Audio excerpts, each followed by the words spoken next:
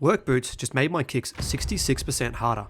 But in self-defense, this level of force may be considered excessive, because when it comes to self-defense, proportional force matters. As both a martial artist and an exercise scientist, what I discovered about everyday footwear shocked me. The steel-cap work boot isn't the most dangerous. In Australia, to claim self-defense, your use of force must be proportional to the perceived threat. The more damage you cause, the higher the legal standard for justification. So I had to know exactly how much more dangerous do everyday shoes make you. Quick disclaimer, I am not a lawyer and this isn't legal advice, just my findings and my opinion. Consult your own legal professional for your specific situation. Using the powerkube and motion capture, I measured the exact power of kicks with 3 common shoes you may be wearing in a self-defense situation. And the results will change how you think about your footwear in self-defense. Let's meet our test subjects. First up, work boots. Weighing in at 736 grams. They're heavy, protective, and built for punishment. Next, running shoes. Weighing in at 242 grams. They're lightweight, cushioned, and designed for speed. Lastly, casual shoes. Weighing in at 470 grams. Flat, semi-rigid sole, minimal padding. What you might wear out for a casual dinner. And our control, barefoot. The martial arts baseline we'll measure everything against. Let's start with the most dramatic finding, work boots. Work boots generated 155 joules of energy versus 105 barefoot. That's 38% more energy, leading to a 66% increase in effective mass, from 3.4 kilos barefoot up to 6.8 kilos with boots. This is the difference between stopping an attacker and causing serious injury. These boots only weigh 736 grams more than barefoot, but they deliver nearly 3.5 kilograms of extra mass. That's the difference between being hit by this 4 kilogram dumbbell versus this 7 kilogram dumbbell. That's like strapping this dumbbell to your foot and kicking someone. But here's the thing. Work boots are not my first choice when it comes to self-defense. And I know what you're thinking. 66% harder kicks, how can they not be the best option? First, if you're wearing work boots because you're coming from a job site or walking around the hardware store and you need to defend yourself, that's one thing.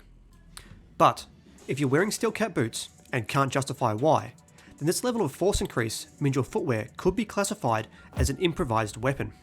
Second, there's a practical problem. The steel cap here that deals all that devastating power also smashes your toes every time you land a kick. If you've ever stubbed your toes in work boots, you know exactly what I'm talking about. So what could be more dangerous than work boots? These casual Converse shoes actually create the most dangerous kicks. But how? Let's compare them to the boots. Across every measurement I took, there was minimal difference. Similar kinetic energy, power, effective mass, and force output. So if they're so similar, how can casual shoes be more dangerous? The secret is in the contact area. The boots spread the force across 61 square centimeters, whereas the casual shoes focus it into just 53 square centimeters. This creates 1200 kilopascals of pressure versus the boots' 1100 kilopascals. That's 12% more pressure concentrated onto a smaller area. Plus, no smashing your toes on the steel caps, and nobody expects casual shoes to be deadly weapons. But what about those running shoes? The runners increase how hard I can kick by 28%, from 105 joules to 139. Yet they only offer 242 grams of extra weight, and they don't allow me to hit with the rigid toe the same as the boots or the casual shoes. So why is this the case? It's not just physics, it's psychology. The psychology of protection. Barefoot, your brain subconsciously holds back to protect your vulnerable toes. But with shoes, you feel protected. It's the same reason you punch harder with gloves on. That sense of protection lets you fully commit to the strike. Every shoe gives your brain permission to unleash power you always had, but were afraid to use. To recap, every shoe dramatically increases how hard you can kick. But here's the crucial legal reality.